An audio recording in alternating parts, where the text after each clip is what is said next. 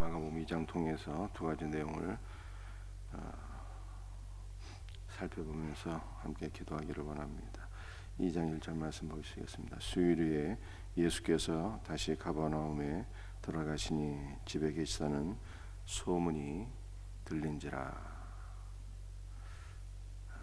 3절 말씀, 사람들이 한 중풍병자를 네 사람에게 메어 가지고 예수께로 올세. 예수님께서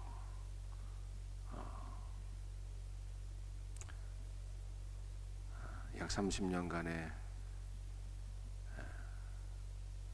사적인 삶을 사시고 또 3년간의 공생애를 보내시는데, 예수님 공생의 대부분을 갈릴리를 중심으로 해서 사역하셨고요.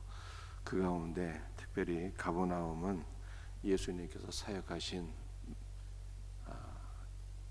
메인 베이스가 되는 거예요. 본 동네라 그렇게 표현하고 있습니다. 예수님께서 말씀을 전하시고 이적을 일으키신 많은 역사가 바로 이 가버나움에서 일어나게 되었습니다. 오늘 본문 말씀도 가버나움을 배경으로 해서 등장하고 있어요. 사람들이 한 중풍병자를 들것에 실어서 예수님께로 데리고 왔습니다.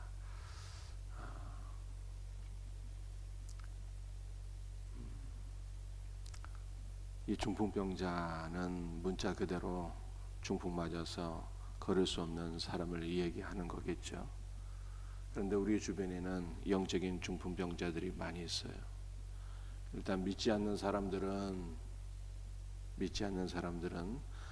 죄와 사망으로 해서 이미 죽은 자들입니다. 영적으로 죽은 자들의 불신자들은 주님께서 생명을 주시지 않으면 살아날 수가 없습니다. 생명은 말씀을 통해서 얻게 되는 것이죠. 내가 너희에게 전한 말이 영이요 생명이라 했으니, 영적으로 사망한 자들이 다시 살아날 수 있는 길은 복음을 듣는 것 외에는 길이 없습니다. 그런데 중풍병자들이 많이 있어요. 특별히 한국 교회가 그렇습니다. 교회 안에 중풍병자들이 많이 있다는 뜻은 아니고요. 여러분들, 우리 한국 교회 안에 영적으로 실족해서 교회를 떠나고 다시 교회 안으로 돌아오지 못하는 분들이 많이 있어요. 영적인 중풍병자들. 이러한 사람들을 가리켜서 가나안족이라고 그러잖아요. 가나안족을 거꾸로 뒤집어서 표현하면 어떤 뜻입니까? 안 나가요. 안 나가.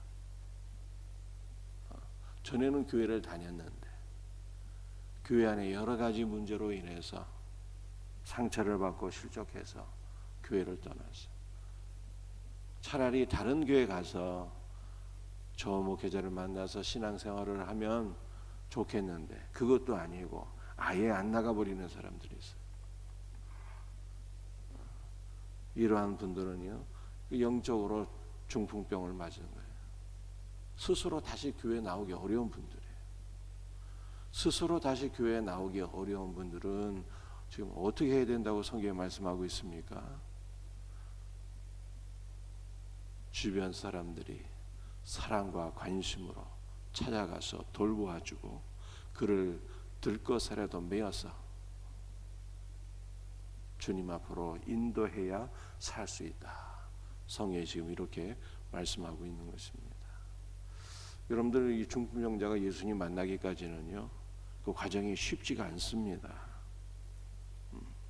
왜 과정이 쉽지가 않을까요? 4절 말씀을 보면 무리들 때문에 예수께 데려갈 수 없으므로 그 계신 곳에 지붕을 뜯어 구멍을 내고 중풍병자가 누운 상을 달아내리니.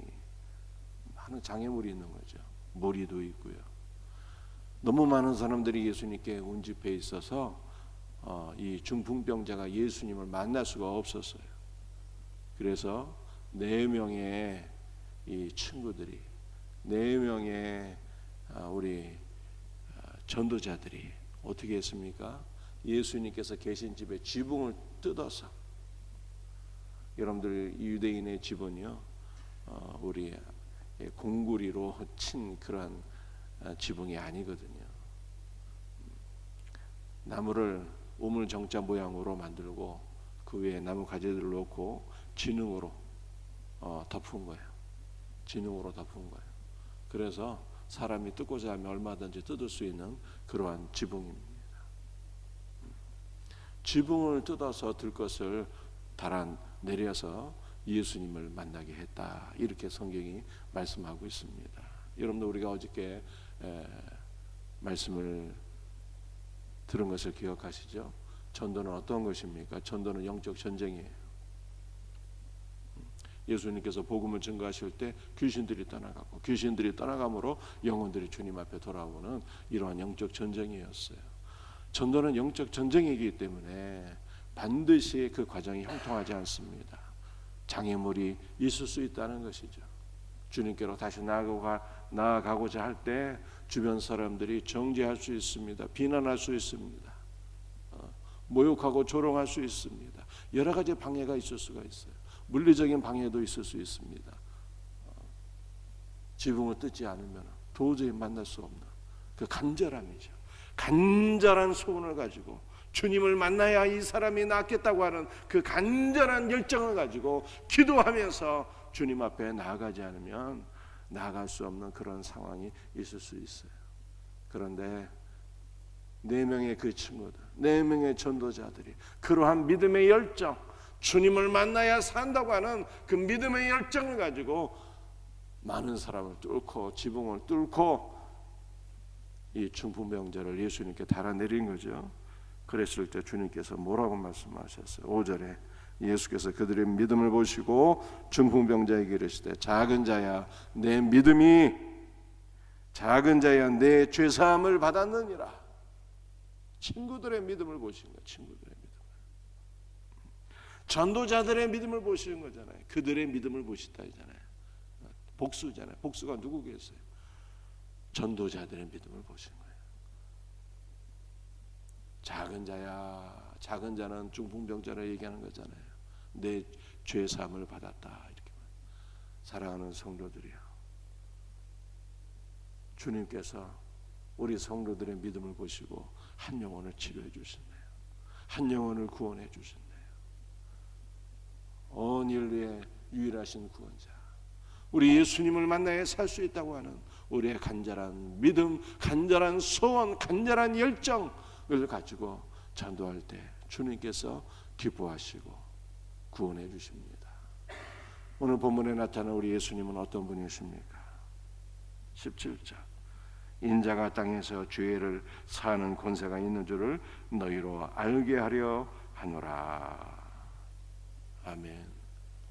우리 예수님은 영적인 중풍병이 다 어디서 온 거예요? 육신의 중풍병도 그렇고 영적인 중풍병도 그렇고 다 어디서 오게 된 것입니까? 근원으로 들어가게 되면요, 죄 때문에 오게 되었잖아요. 그래서 예수님께서 이 중풍병자에게 말씀하시기를 내 죄삼을 받았다. 우리 예수님은 우리의 죄를 사해 주시는 거예요. 우리 예수님은 우리의 유일한 구원자가 되시는 분이시다라고 하는 것을 성경이 말씀하고 있습니다. 예수님의 유일한 구원자예요. 우리가 이 믿음을 가지고 우리 주변의 중풍병자를 찾아야 돼요. 이게 전도 대상 1순위예요. 1순위. 전도 대상 1순위. 어떤 사람이 전도 대상 1순위라고요? 안 나가. 가난족들. 전에는 다녔는데 지금은 안 나가시는 분들.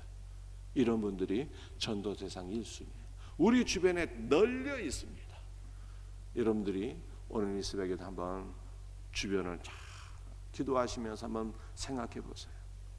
나의 가족으로부터 시작해서 우리의 이웃들, 우리의 친구들, 우리 동료들, 내가 관계되어 있는 모든 사람들 가운데 가난한 쪽들, 전에는 나가서나 지금 안 나가는, 그래서 누군가의 도움이 있지 않으면 절대로 예수님을 만날 수 없는 영적으로 중풍병 들린 사람들, 이 사람들이 누군가를 깊이 생각하시고 그 영혼들을 여러분들 잘 사랑으로 섬기시고, 때로는 반강제 들것에 실어가지고 예수님께로 와야 돼요.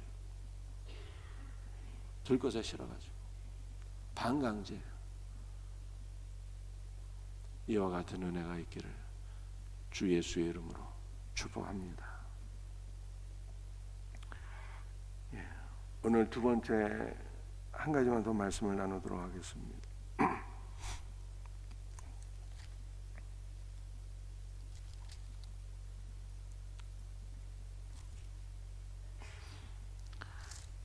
27절 28절 두 절만 읽겠습니다. 또 이르시되 안식일이 사람을 위하여 있는 것이요 사람이 안식일을 위하여 있는 것이 아니니 이러므로 인자는 안식일에도 주인이니라. 아멘. 여러분들 오늘 본문 말씀의 배경 무엇입니까? 안식일에 예수님께서 밀밭 사이로 지나가실 때 제자들이 그 밀 이삭을 잘라서 먹은 거죠. 밀 이삭을 잘라서 먹은 거예요. 그런데 이 바리새인들이 예수님의 제자들이 하는 행동을 보고 안식일을 어겼다 이렇게 비난한 거예요. 여러분들 이 바리새인들은 안식일에 대한 여러 가지 많은 규정들을 만들어 놓았는데요. 그 가운데 하나가 안식일에는 추수하면 안 되는 거예요. 그런데 제자들이 밀밭에서 밀을 따서 밀을 먹었는데 이 손으로 비벼서 밀 껍질을 이렇게 벗기고 이게 먹은 거잖아요. 밀을 잘라서 손으로 비벼갖고 밀 껍질을 벗겨서 이 먹은 것이 바리새인들이 볼 때 이 추수에 해당되는 거예요. 추수. 그러므로 당신의 제자들은 어찌하여 안식일을 어기게 되었나이까? 이렇게 비난하게 되었어요.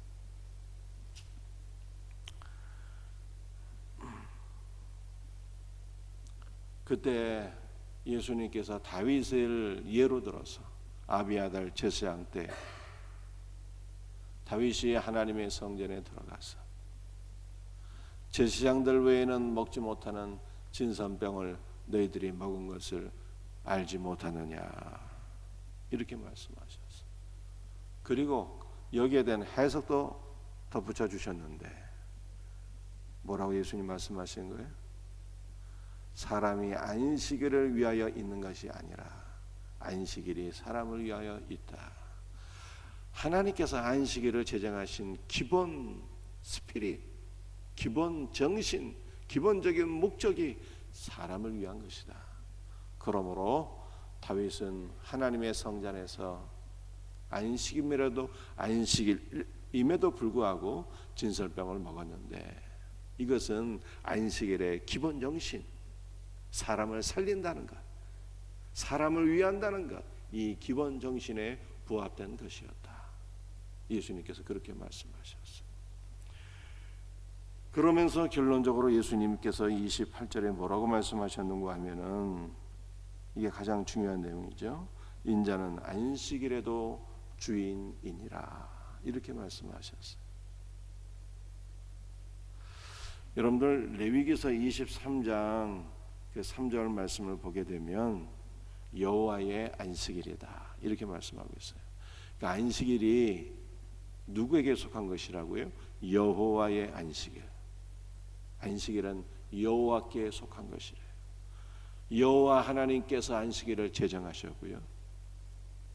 이 안식일은 여호와께 속한 것이라고 주님 말씀 레위기서 23장에서 말씀하고 있는데 그런데 28절 오늘 본문에서는 예수님이 뭐라고 말씀하세요? 인자는 안식일의 주인이다. 인자는 안식일의 주인. 그 인자가 곧 누구라는 것입니까? 인자가 레위기서 23장에서 말씀하고 있는 바로 그 여호와라는 거예요. 예수님께서 내가 안식일을 제정하였다는 거예요. 내가 안식일의 주인이다는 거예요. 여러분들 이것은 무엇을 우리들에게 보여주고 있는 것입니까? 안식일은 사람을 위하여 있는 것이지만 보다 더 근본적으로 안식일은 누구를 위하여 있는 것이다, 이렇게 말씀하고 있는 거예요.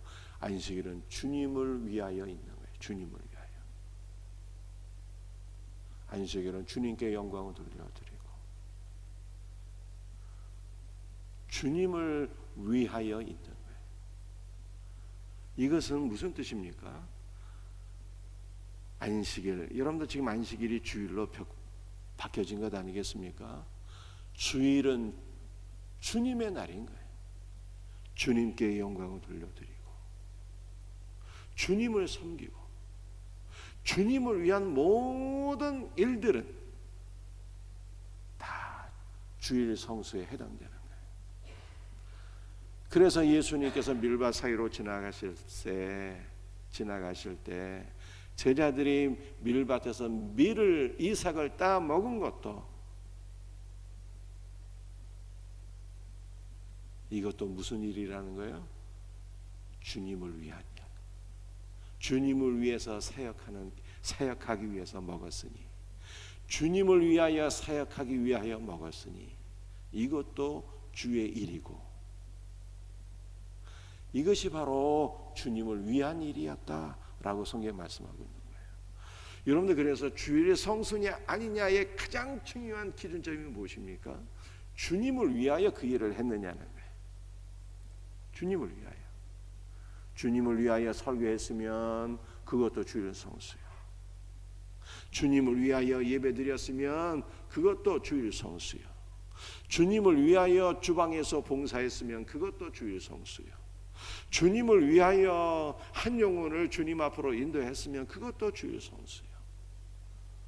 우리의 삶이 살든지 죽든지 무엇을 하든지 주님을 위하여 했으면 그것이 주일 성수가 되는 거예요. 성경에 뭐라고 말씀하고 있습니까? 먹든지 마시든지 다 주의 영광을 위해 하라고 그랬잖아요. 먹든지 마시든지 무엇을 하든지 이 나라의 주인이신 주님을 위하여 하였다면 이것이 주일 성수가 되는 거예요. 반면에 아무리 착한 일, 아무리 거룩한 일, 그러한 일을 했을지라도 그것이 나의 영광을 드러내는 일이었고 그것이 내 이름을 드러내는 일이었다면 그것은 무슨 거룩한 일을 했든지 그것은 주일 성수가 아닌 거예요. 바로 이것입니다. 무슨 일이든 주님의 영광이에요. 주님을 위해서 했다면 그것은 주일 성수인 것입니다. 그러므로 우리 일생 동안 모든 날이 다 주일이 되어야 돼요. 우리 일생 동안 모든 날이 살든지 죽든지 먹든지 마시든지 무엇을 하든지 주님을 위하여 살 수 있는 우리 성도들이 될 수 있기를 주 예수의 이름으로 축복합니다. 사실은 안식일에 대해서 나눌 다른 말씀이 있었는데 시간이 없네. 다음 기회에 안식일에 대해서 좀 더 나눌 수 있는 기회가 있기를 바랍니다. 기도하시겠습니다.